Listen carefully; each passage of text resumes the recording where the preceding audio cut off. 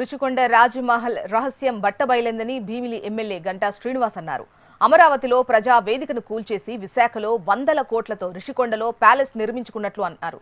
Tourism ముసుగులో రాజ్మహల్ను 650 కోట్లు ఖర్చు చేసి ప్రజాధనంతో నిర్మించారన్నారు. జగన్ ఎంతో మోజుపడి ఈ ప్యాలెస్ కట్టుకున్నారని, కానీ చూసుకునే అవకాశం లేకుండానే ప్రజలు తీర్పిచ్చారన్నారు. అయితే ప్రభుత్వం మారడంతో తాజాగా ఈ భవనాల వినియోగంపై చర్చ జరుగుతోంది. రిషికొండపై మొత్తం 7 బ్లాకుల్లో భవన నిర్మాణం జరిగింది.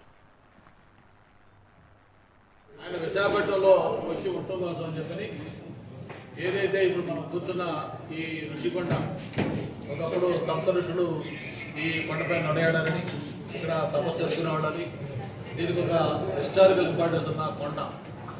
ఎవరైనా విశాఖపట్నం నుంచి బీచ్ రోడ్ వెళ్తూ ఉంటే వెళ్ళే వాళ్ళందరికీ కూడా పచ్చటి కొండ అందరినీ కూడా ఎంతో ఆకర్షిస్తూ ఉండేది. అటువంటి ఒక పచ్చటి ఋషికొండని టూరిజం దీని కింద అక్కడ రిసార్ట్స్ కట్టి ఉంచితే బ్రహ్మాండమైన లాభాల్లో నడుస్తున్న ఆ టూరిజం రిసార్ట్ని కూడా అవి పూర్తిగా డిస్మాంటిల్ చేసి ఇక్కడ అత్యంత రహస్యంగా, గోప్యంగా ఈ విలాసవంతమైన రాజమహల్ని నిర్మాణం చేయడం జరిగింది. ప్రభుత్వం ఏదైనా ఒక నిర్మాణం చేసేటప్పుడు దాంట్లో రహస్యాలు ఉండవు. బహిరంగంగా ఆ బిల్డింగ్ దేనికోసం కడతా ఉన్నారు, ఎంత విస్తీర్ణత కడతా ఉన్నారు, ఎంత ఎస్టిమేట్తో కడతా ఉన్నారు, అందులో ఏమేమి ఫెసిలిటీస్ ఉంటాయి, ఇవన్నీ డ్రాయింగ్స్తో సహా బయట డిస్ప్లే చేస్తారు.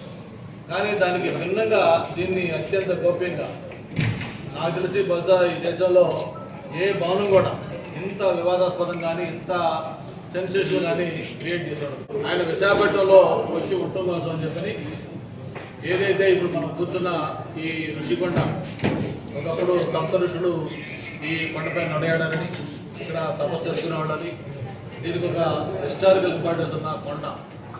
ఎవరైనా విశాఖపట్నం నుంచి బీచ్ రోడ్ వెళ్తూ ఉంటే వెళ్ళే వాళ్ళందరికీ కూడా పచ్చటి కొండ అందరినీ కూడా ఎంతో ఆకర్షిస్తూ ఉండేది. అటువంటి ఒక పచ్చటి ఋషికొండని టూరిజం దీనికి